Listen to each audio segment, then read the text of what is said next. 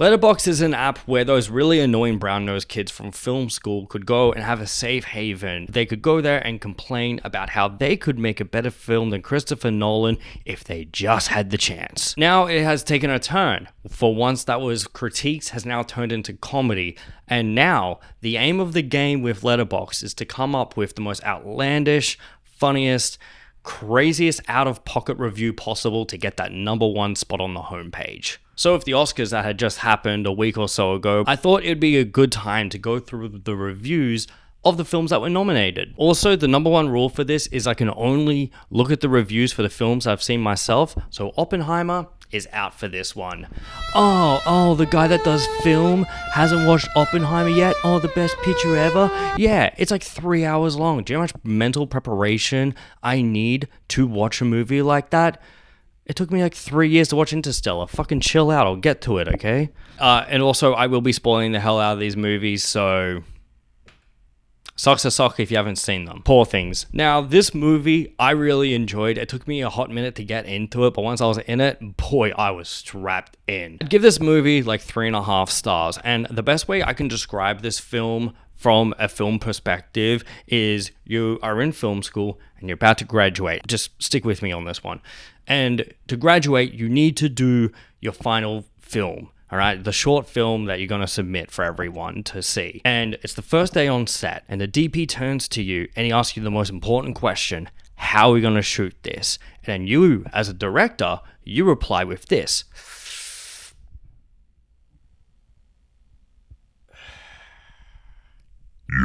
Because I didn't know you could break this many rules when it comes to cinematography. But that aside, it was a really fun film. Although Willem Dafoe kind of scares me. Maybe it was a Green Goblin as a kid. I don't know. Let's get into the reviews. #1 spot, we have Barbie 2023 for mentally ill people. I would agree with that. Because Barbie is meant for the masses, right? And Poor Things, it is kind of meant for the masses. But the trauma masses, you've been through some crazy shit in your life, you've kind of experienced some wild things, that preps you for movies like Poor Things. If you're a family person, stick with Barbie. They hate to see a bitch with childlike wonder.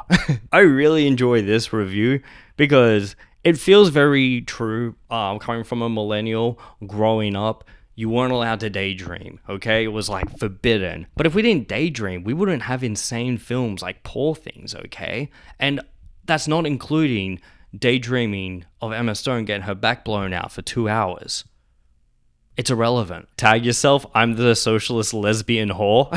There is that turn in the film where she gets a girlfriend, but she's also a working prostitute. The funny thing I have noticed with films and TV over time is a lot of them do have these very political messages underneath, and people always seem to ignore them until much later someone brings it up and they're just like, that movie was about that?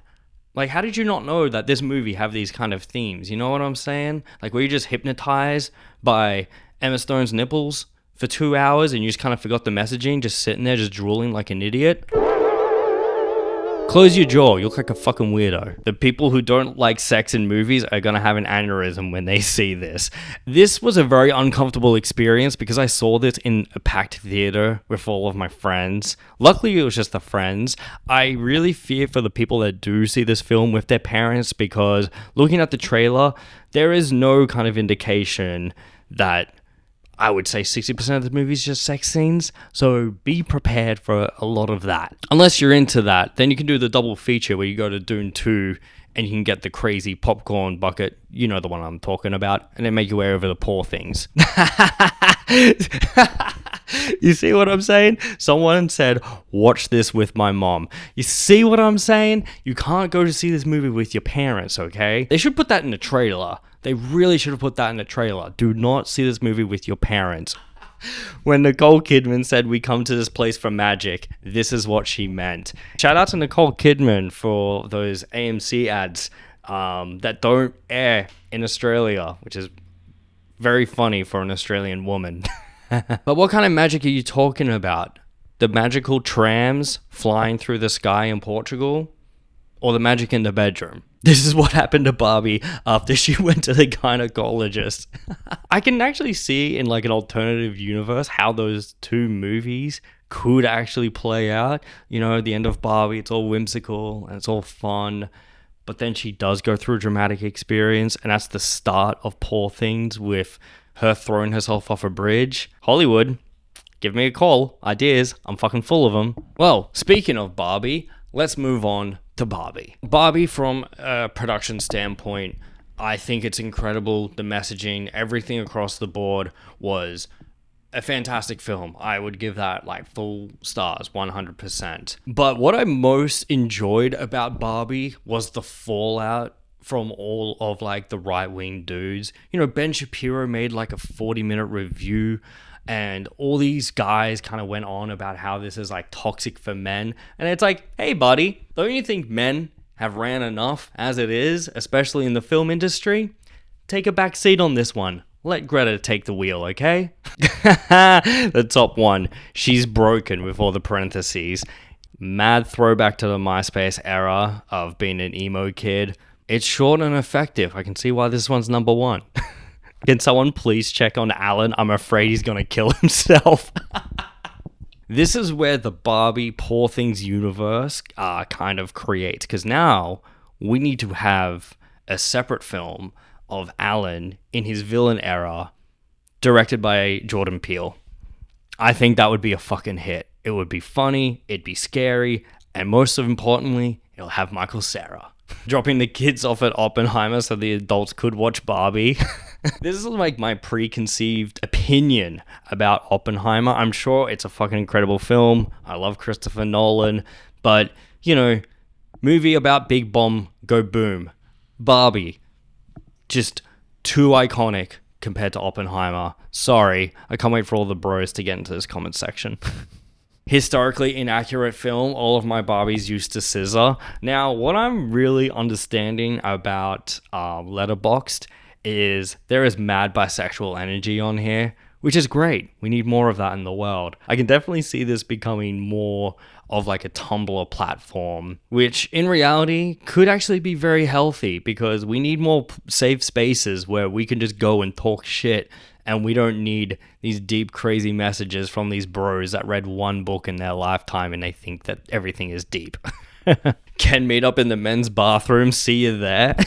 This one's okay, but for whatever reason, it reminds me of that really old video of those kids in the bathroom doing the Halo theme song.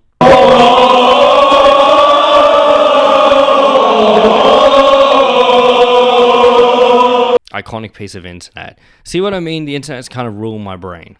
Now, I thought this one was pretty smart. It says, boy oh boy, this movie might just break Letterboxd with how divisive reviews shall be. The reason why I say that is because, sure, people might have polarizing opinions about Barbie. But going into this video, I was trying to gaslight myself and thinking, hey, I haven't seen Oppenheimer, but maybe the reviews can kind of get me over the line. But the stark difference between the reviews on Barbie and Oppenheimer are night and day. This one is just fun, everyone's loving Barbie, and people are competing for that top spot. Oppenheimer, on the other hand, people are just breaking that movie left, right, and center, looking to the fine grains of Nolan's work and just thinking what the meaning is. I hate to break it to you, but it ain't that deep. I'll end it on this one. Ken is going to do more damage to the collective straight male psyche than the Drive guy ever could.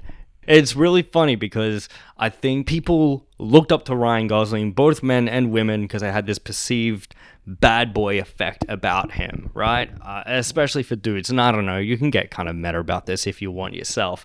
But the contrast between Gosling in Drive and as Ken, incredible. I would choose both of them in a film because both Barbie and Drive have cars in them. So we either make Drive but with Ken, or the other way around. Hollywood, give me a call. Going down the list of the 2024 Oscars, I actually wanted to look at doing more reviews, but there are two problems here. One, not as many films as I thought there would be nominated, probably because of the strikes. And two, I haven't seen majority of these movies.